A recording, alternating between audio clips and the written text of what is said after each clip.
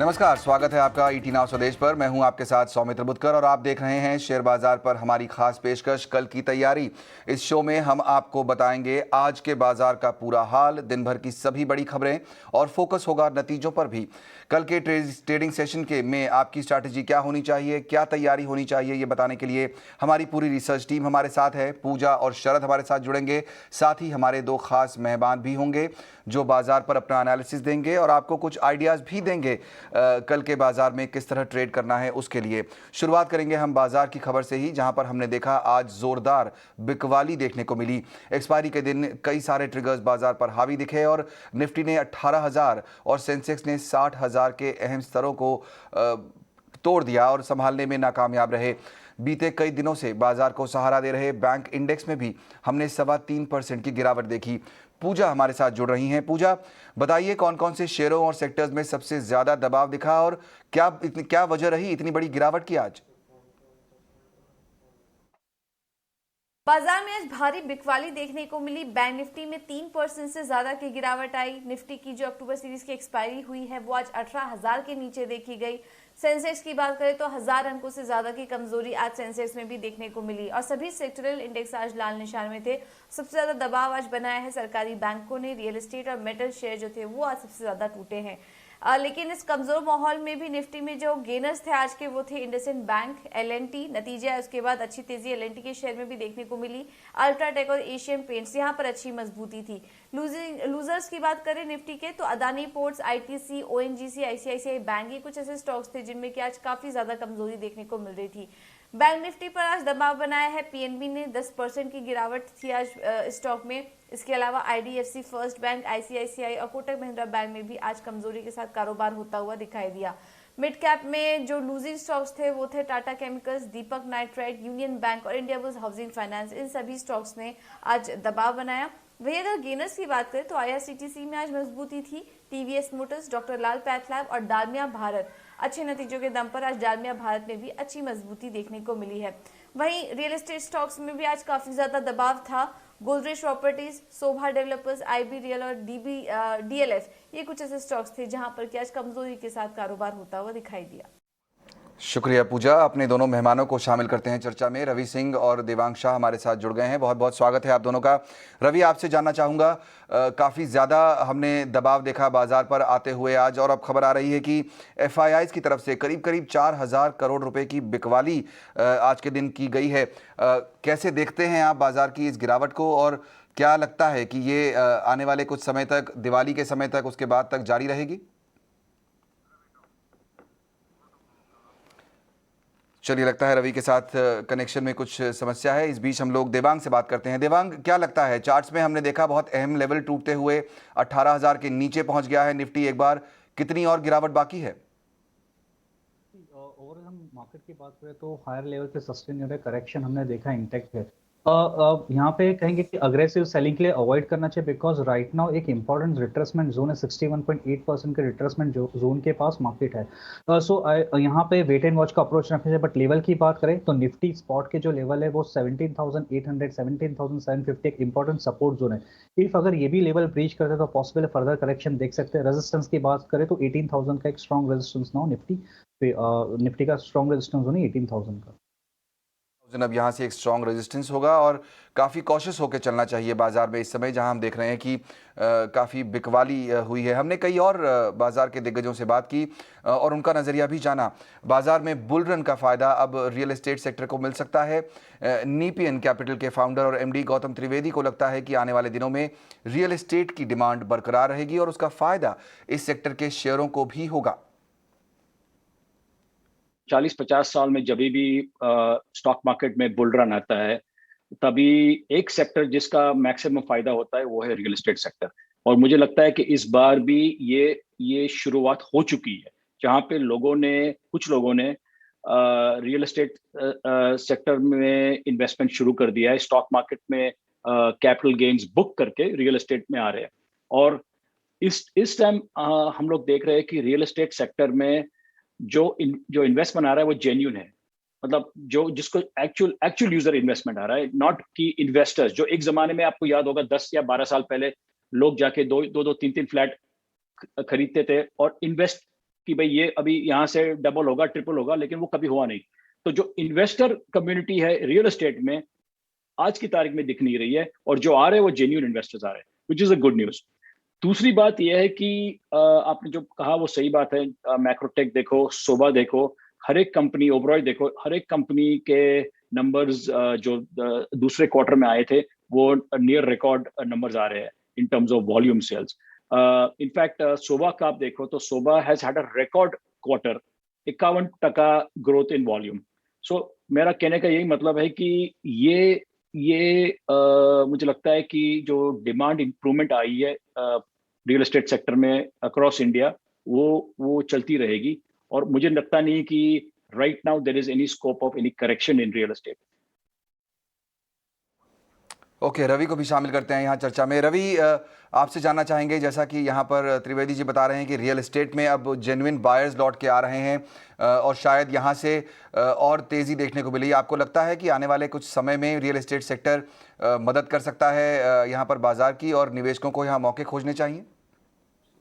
देखिए, सिर्फ real estate sector ही नहीं, इनफैक्ट सभी सेक्टरों में एक अपवर्ड ट्रेंड मोमेंटम यहाँ पर बना रहेगा। और जिस तरीके से अभी इंफ्रास्ट्रक्चर के कंस्ट्रक्शन के और खास तौर से रियल एस्टेट के जो प्रोजेक्ट, अभी जैसे एक एग्जांपल है कि गोदरेज प्रॉपर्टीज ने अपने प्रोजेक्ट को लॉन्च किया और एक दिन में उन्होंने 500 फ्लैट को बेचा, तो ये एक दिखाता है कि डिमांड भी जबरदस्त है। और आगे आने वाले समय में जो अभी कोरोना की वजह से बहुत ज्यादा रियल एस्टेट ने सफर किया है, वो अब कहीं ना कहीं से अपॉर्चुनिटी की तरफ बदलता हुआ नजर आएगा। तो मुझे ऐसा लगता है कि आगे आने वाले समय में रियल एस्टेट्स के शेयर काफी अच्छे परफॉर्म करेंगे। एग्जांपल के तौर पे जिस तरीके से डीएलएफ में आज जरूर एक करेक्शन देखने को मिला, लेकिन अगर लॉन्ग टर्म के पॉइंट ऑफ व्यू से देखें तो पूरा रियल एस्टेट सेक्टर में ही एक बूम का जो है वो माहौल सा बनता जा रहा है। तो मुझे ऐसा लगता है कि अगले साल की रैली में रियल एस्टेट का एक अहम रोल होगा। और एक मोमेंटम के पॉइंट ऑफ व्यू से भी देखें तो 18% तक की मिनिमम आपको रैली जो है वो रियल एस्टेट सेक्टर में करंट लेवल से दिखाई दे सकती है।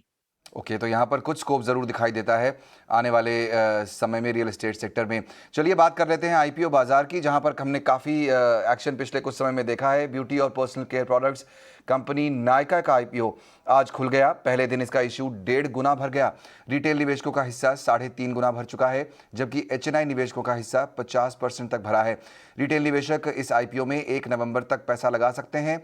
आईपीओ का प्राइस बैंड 1085 से 1125 रुपये प्रति शेयर के बीच रखा गया है, और कंपनी इस इशू के जरिए 5352 करोड़ रुपए जुटाने की तैयारी में है।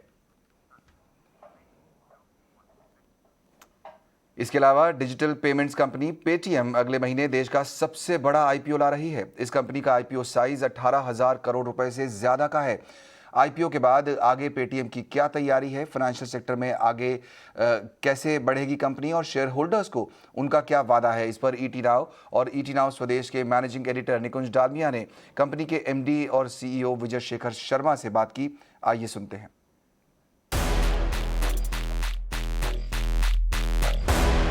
विजय, जिन लोगों का ये मानना है दैट पेटीएम एक सिर्फ टेक्नोलॉजी कंपनी है, और इस समय एक टेक्नोलॉजी कंपनी बैंक और एनबीएफसी बन रही है, और दूसरी साइड बड़ी कंपनियां हैं जैसे बजाज फाइनेंस और दूसरी कंपनियां जो एनबीएफसी फिनटेक बन रहे हैं, तो आखिरकार इस मार्केट के अंदर Vijay, who will be the winner? NBFCs which are trying to become a fintech, और fintechs which are trying to be NBFCs? तो निकुंज, मैं आपको एक बात बोलता हूँ, ये बहुत ही इंटरेस्टिंग जर्नी रही है डिफरेंट सेक्टर्स में, इंडस्ट्री के में, जहाँ पे टेक्नोलॉजी कंपनियों ने किसी सेक्टर में अप्रोच करा है। आप रिटेल देखिए, ट्रांसपोर्टेशन देखिए, आप फाइनेंशियल सर्विसेज देख ही रहे हैं, मोबाइल पेमेंट देख ही रहे हैं, और दूसरी तरफ ट्रेडिशनल इंडस्ट्री की कंपनियों ने टेक्नोलॉजी एक्वायर करी है। दोनों लोगों के पास राइट टू विन होता है। ऐसा कुछ भी कमी नहीं है किसी भी एनबीएफसी या बैंक में कि वो मार्केट में कंटिन्यू टू विन ना रहे। मैं तो ये कहूंगा कंटिन्यू टू विन। लेकिन क्या होता है कि इस रेस में कुछ लोग पीछे छूट जाते हैं, और वो टॉप जो आपने नाम लिए उनकी बात तो मैं बिल्कुल कंफर्म कर सकता हूं कि वो तो जीतेंगे, क्योंकि वो मार्केट में विनर हैं, अभी के विनर हैं, और उनके पास अटेंशन और इंटेंशन क्लियर है। लेकिन क्या होता है निकुंज, मार्केट इस तरह से सेगमेंट हो जाता है कि कुछ लोग उसमें लेगर बन जाते हैं, और जो लेगर बन जाते हैं वो मार्केट में से हट जाते हैं, ना कि टॉप लोग हटते हैं। इसी तरीके से एक और नई बात आती है कि मार्केट की ग्रोथ इतनी ज्यादा होती है कि नए लोगों के लिए वहां पे बहुत जगह होती है। तो ये जो आप बोल रहे हैं कि पेटीएम की सक्सेस अगर हो रही है तो फिर क्या उसके पीछे who would be costing it? Answer है कि किसी की कॉस्ट का कोई टेंशन नहीं है दोस्त। आई मीन सबसे बढ़िया बात यह है कि भारत की जो ग्रोथ है और भारत में जो फाइनेंशियल सर्विसेज की नीड है और जो इंक्लूजन कस्टमर जिसकी हम बात करते हैं, हमने बात करी हुई है कि हम 50 करोड़ कस्टमर को पेटीएम प्लेटफॉर्म पे लाएंगे। उस कस्टमर को लाने के लिए तो इस देश में बहुत ज्यादा बड़ा मार्केट है। आपको बिल्कुल to win for Paytm to win, nobody else has to lose. That I can definitely say this. It's not a zero sum game. It's a country that is growing. It's an industry that has an obligation. It's such a to good grow. point. And it is even more important to know that everybody can win. We want to be the accelerator of the change. हम वो change agent बनना चाहते हैं जो इस देश में financial services को उन 50 करोड़ लोगों के पास लेके जाएगा, जिसके बाद भारत की जो हम एक्सपेक्टेशन करते हैं ग्रोथ, जो हम जीडीपी ग्रोथ करते हैं, वो हो पाएगी। रवि, काफ़ी इंस्पायरिंग बातें यहाँ पर विजय शेखर शर्मा जी कर रहे हैं और हमने देखा उनके प्लान्स क्या हैं। उनका कहना है कि यहाँ पर कई सारी और कंपनियाँ भी मार्केट में आ सकती हैं और मौके कई मिल सकते हैं। मैं जानना चाहता हूँ आपसे, जो आईपीओ खुले हुए हैं फ़िलहाल, जैसे नायका का आईपीओ फ़िलहाल खुला हुआ है और पेटीएम का आईपीओ जो सबसे बड़ा होगा हमारे देश में आने वाले इस समय का, यहाँ पर आप क्या सलाह दे रहे हैं इस समय क्लाइंट्स को? देखिए, सबसे पहले नायका के आईपीओ की बात करें, ये अपने तरीके का एक नए तरीके का आईपीओ है और खास तौर से मुझे ऐसा लगता है कि जो लेडीज की एंट्री है उनके लिए भी एक अपॉर्चुनिटी है कि वो अब इस तरीके के आईपीओ में भी निवेश करके पैसे कमा सकती हैं। और हालांकि कंपनी ने जो प्रोजेक्शंस दिए हैं और जो वैल्यूएशन यहाँ पर निकल के आ रही है उसके हिसाब से इस आईपीओ को जरूर सब्सक्राइब करना चाहिए और मुझे लगता है कि यहाँ पर अच्छे रिटर्न्स बन सकते हैं। तो साथ में अब गृहिणियों को जो है वो भी एक यहाँ पर मौका मिलेगा कि वो इस तरीके के आईपीओ को जिसके प्रोडक्ट वो इस्तेमाल करती हैं उसमें भी पैसे लगा करके वो पैसे कमा सकती हैं। तो ये एक नायका के आईपीओ को यहाँ पर फायदा मिल सकता है।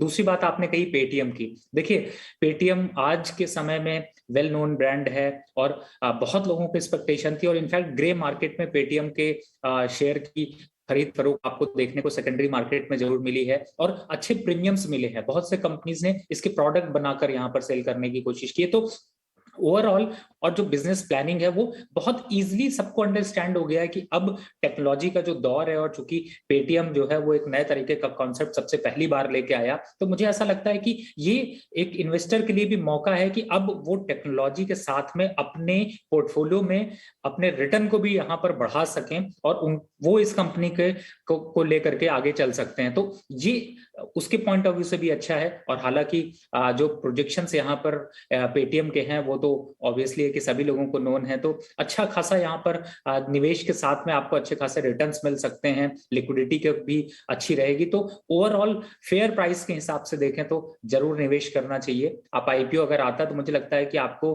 बैक टू बैक आपको इसमें रिटर्न्स मिल सकते हैं।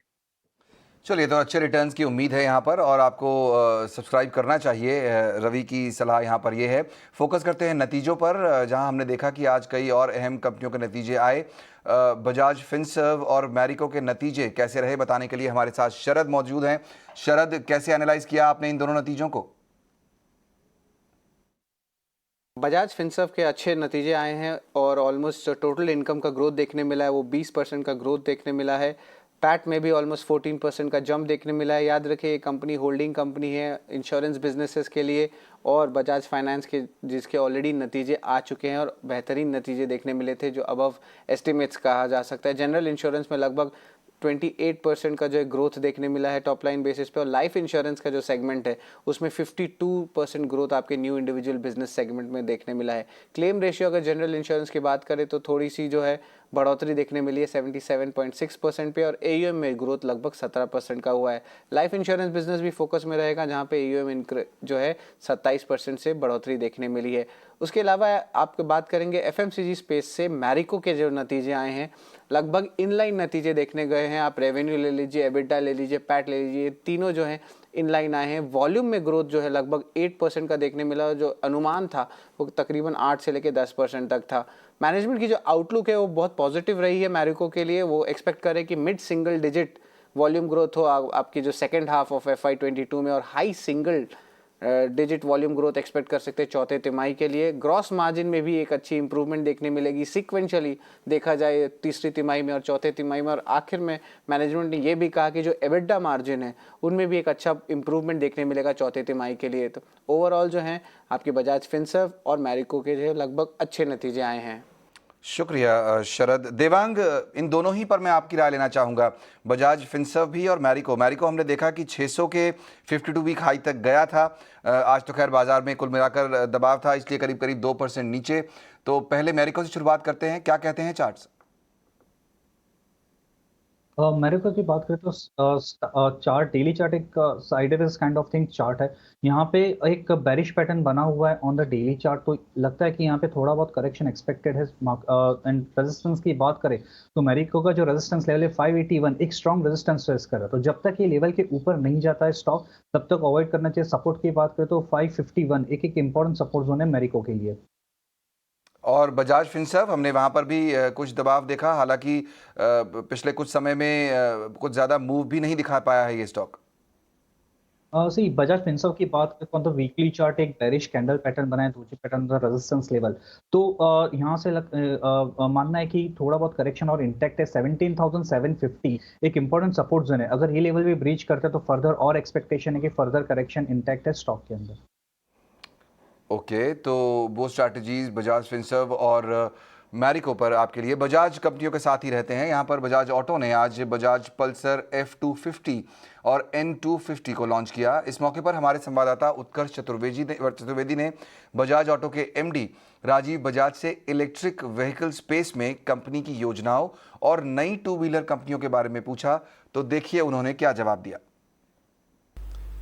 I mean, nobody is going to pay us 30% more for this Pulsar just because it's all new and we believe a great new style and design and performance and cubic capacity and what have you.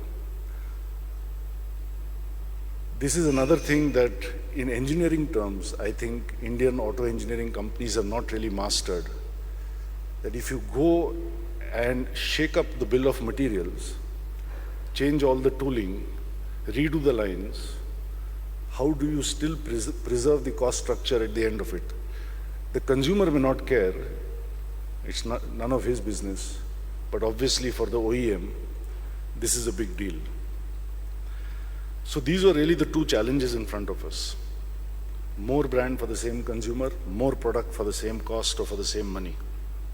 Our view is that a brand like Pulsar or the position like Definitely Male can certainly straddle something that wide. And I tell you why we do this, because the biggest enemy of auto industry profitability is not material costs, it's marketing costs. Too many brands is worse than too few brands. And we think that by going with a single brand and a single proposition is good for consumers and it's good for the company. Now, in terms of extending the brand laterally or horizontally, that approach, which we call as a platform approach, is rather limited. I mean, it's not like the same engine or the same suspension or the same swing arm that you see on a Pulsar also goes onto a KTM. Of course not. But it may be the same production facility, the same line, the same tool in parts, etc. So we take advantage of the economies of scale to benefit in terms of the fixed cost of the product, but we don't compromise in any manner by mixing up parts, especially obviously between one brand and another brand. चलिए focus करते हैं कल आने वाले कुछ अहम नतीजों पर। यूपीएल के नतीजे आने वाले हैं, क्या उम्मीद कर सकता है बाजार? हमारे साथ शरद बने हुए हैं। शरद, क्या एक्सपेक्टेशन है यूपीएल से कल? यूपीएल के दूसरी तिमाही के नतीजे आने का उम्मीद है। जो ऑलमोस्ट रेवेन्यूज देखें तो 9% अप देखने का एक्सपेक्टेशन है। एबिटा में 17% का उछाल का अनुमान है।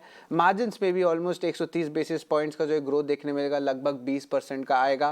पैट में लेकिन एक अच्छी उछाल देखने मिलेगी 65% पे। तो क्या फैक्टर्स होंगे जो यूपीएल के नतीजे जो है इतने अच्छे आने के एक्सपेक्टेशंस रख सकते हैं? तो उसमें सबसे पहले रहेगा यूपीएल की जो एक्सपोर्ट्स डिमांड है और एक स्टेडी डोमेस्टिक डिमांड है, उसके कारण टॉप लाइन नंबर्स जो है डिसेंट रहेंगे, लगभग 9 से 10% का एक्सपेक्टेशन है। ग्रोथ रहेगा, वॉल्यूम ग्रोथ सारे रीजन्स में, और लैटाम और जो यूरोपियन यूनियन है और आपके जो इंडियन मार्केट्स है इनमें भी रेवेन्यू ग्रोथ दिखेगा ईयर ऑन ईयर बेसिस पे।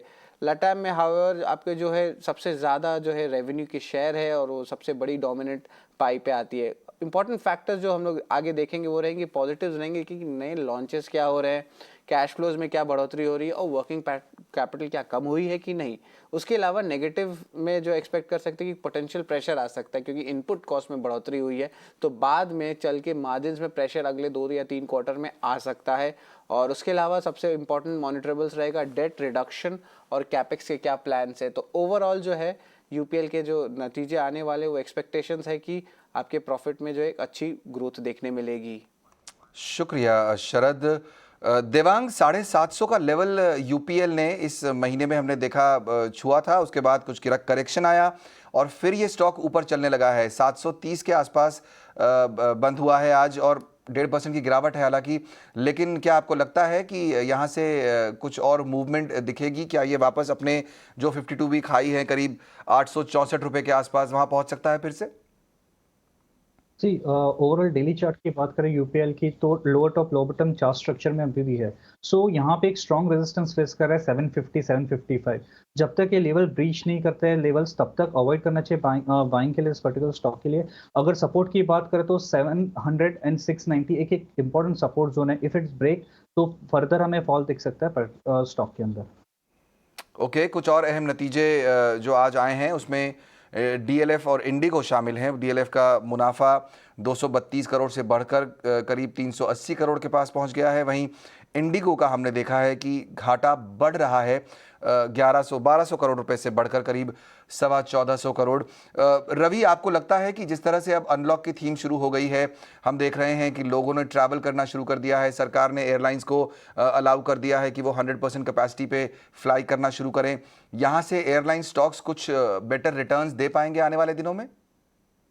देखिए, जो अभी इकोनॉमिक डिप यहाँ पर इसमें देखने को मिला है, खासतौर से पूरी इंडस्ट्री जो है वो सफर कर रही थी कोरोना से, और उसमें सबसे ज्यादा जो सफर किया है वो एयरवेज इंडस्ट्रीज रही है। और ऐसे समय पे वो नंबर्स जो इस समय निकल के आ रहे हैं वो भी क्लियर कट इंडिकेशन दे रहे हैं कि उनकी बुक में पीछे दबाव जो था उसका असर यहाँ पर लॉसेस में अभी दिखाई दे रहा है। तो ऐसा नहीं है कि यहाँ पर शेयर का फंडामेंटल का खराब हो गया है, थोड़ी सी बुक पे जो प्रेशर है वो आगे आने वाले क्वार्टर्स में शायद अच्छी होती हुई नजर आएगी। तो एक यहाँ से जो है वो एक्सपेक्टेड अगर रिटर्न के हिसाब से देखें तो 15 से 20% की रैली जरूर दिखा सकती है, लेकिन अभी चूंकि एक डाउनवर्ड ट्रेजेक्टरी यहाँ पर चालू है तो थोड़ा सा वेट करके इन्वेस्टमेंट करना चाहिए। और मेरे हिसाब से अगर आप सही जगह निवेश करते हैं तो फंडामेंटल के पॉइंट ऑफ व्यू से या फिर आप स्टैटिस्टिकल पॉइंट ऑफ व्यू से भी जाते हैं तो आपको अच्छे रिटर्न्स मिल सकते हैं। तो थोड़ा सा भी वेट एंड वॉच की पॉलिसी रखनी चाहिए। मार्केट थोड़ा ओवरबॉट सी सिचुएशन दिखाई दे रहा है और मुनाफा वसूली मार्केट में हावी है,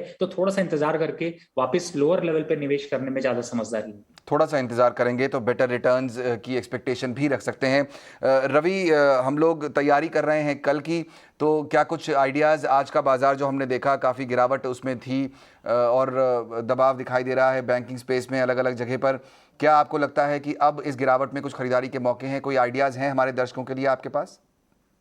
देखिए, मार्केट में उतार और चढ़ाव दोनों ही चलते रहेंगे, लेकिन आप स्टॉक्स को चूज करिए और अच्छे स्टॉक्स में निवेश करिए, और उसी के लिए आपका ये शो है जिससे कि लोग कल की तैयारी कर पाते हैं और अच्छे रिटर्न्स पा पाते हैं। मैं यहाँ पर 2 स्टॉक्स की चर्चा करना चाहूंगा। एक पहला स्टॉक है जिसे मैंने चूज किया है फंडामेंटल के पॉइंट ऑफ व्यू से भी, और जो नंबर्स हैं या फिर अगर आप मूविंग एवरेजेस के हिसाब से भी देखें तो काफी अपर जो है वो हैंड पे चल रहा है, वो है दीपक फर्टिलाइजर। मार्केट कैप करीब है 14,900 करोड़ के आसपास का।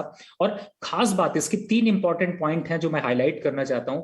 इस समय अगर इंडस्ट्री का आरओई देखें तो वो करीब है 16% का, और इस कंपनी का अगर आरओई देखें तो वो है 35% का, और लगभग पिछले 5 सालों में इसने 33% का इनकम ग्रोथ दिखाया है। तो काफी अच्छे स्ट्रॉन्ग फंडामेंटल हैं। और जो इंपॉर्टेंट है, जो आगे बिजनेस के ग्रो करने के लिए इंपॉर्टेंट है, क्योंकि आप जानते हैं कि ये एग्री प्रोडक्ट और शिपिंग और टेक्सटाइल में है, और यूरिया और एग्री के अदर इनपुट्स में जाएं, जैसे कि डीएपी, एमओपी और एसएसपी, जो पेस्टिसाइड्स और सीड्स में है, तो उनमें सबसे बड़ा है कि निवेश की जरूरत होती है। और इनका जो मीडियन पे आउट रेशियो है वो इस समय 14% है, जो कि ये बताता है कि कंपनी ने जो पिछले प्रॉफिट्स रहे हैं उसका 86% तक निवेश जो है वो कंपनी री इन्वेस्ट कर रहे हैं अपने प्रोजेक्ट्स में। तो ये काफी इंपॉर्टेंट फैक्टर है, और मुझे ऐसा लगता है कि ये स्टॉक में अच्छा खासा दमखम है।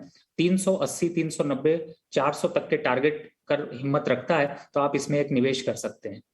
और दूसरा स्टॉक अगर मैं यहाँ पर बोलना चाहूँ तो मुझे लगता है कि एबीबी इंडिया, जिसके कि आज ही आपने नतीजे यहाँ पर देखे होंगे, मिड कैप का स्टॉक है, मोमेंटम काफी अच्छा, और खास तौर से जो इनका इस समय इलेक्ट्रॉनिक आइटम्स की बात हो रही है, रोबोटिक्स की बात हो रही है, डिस्क्रीट ऑटोमेशन की बात हो रही है, उसमें ये कंपनी डील करती है। और हालांकि मार्केट कैप के हिसाब से अगर देखें तो 42,000 के करीब का मार्केट कैप है, और ओवरऑल वीक ऑन या फिर ईयरली बेसिस पे रिटर्न्स को देखें तो लगभग वीक ऑन वीक बेसिस पे 6% से 10% का रिटर्न है, और अगर ईयरली जाते हैं तो 118% का रिटर्न है। तो इसमें भी एक अच्छा खासा दमखम रखता है। और जैसा मैंने बताया कि रिजल्ट अच्छे आए हैं, 120 करोड़ का इन्होंने नेट प्रॉफिट दिखाया है, 85 करीब 40% प्रॉफिट यहाँ पर बढ़ा है, तो निवेश के लिए अच्छा है। टारगेट होगा 2200 रुपए का। ओके, एबीबी और चंबल फर्टिलाइजर यहाँ पर रवि को पसंद आते हैं। देवांग, क्विकली आपके भी आज के पिक्स कौन से होंगे? यहाँ पे 2 पिक रहेंगे। एक फर्स्ट पिक है लार्सन एंड टोब्रो। ओवरऑल हमने स्टॉक देखा ही height of height chart structure में चल रहा है, काफी स्ट्रॉन्ग पैटर्न बना है लार्सन टोब्रो के अंदर। तो लार्सन टोब्रो को बाय करने की सलाह रहेगी। स्टॉप लॉस रखना चाहिए 1770 का, टारगेट 1885। नेक्स्ट स्टॉक है टीवीएस मोटर। ओवरऑल हमने देखा है चार्ट स्ट्रक्चर काफी पॉजिटिव है, also short term moving average के सपोर्ट से वापस हमने आप देखा काफी अच्छा एक रैली दिखेगी स्टॉक के अंदर। तो ओवरऑल चार्ट स्ट्रक्चर पॉजिटिव है। यहाँ पे टीवीएस मोटर खरीदने की सलाह रहेगी। स्टॉप लॉस रखना है 629 का, 680 के टारगेट के साथ। चलिए, तो यहाँ पर 2 स्टॉक देवांग की तरफ से जो आए हैं वो है एल&टी और टीवीएस मोटर्स। बहुत बहुत शुक्रिया रवि और देवांग आज शो में शामिल होकर अपने व्यूज़ देने के लिए। और फिलहाल कल की तैयारी की पूरी टीम की तरफ से हमें दीजिए इजाज़त। आगे आपके लिए लेकर आएंगे मेड इन इंडिया।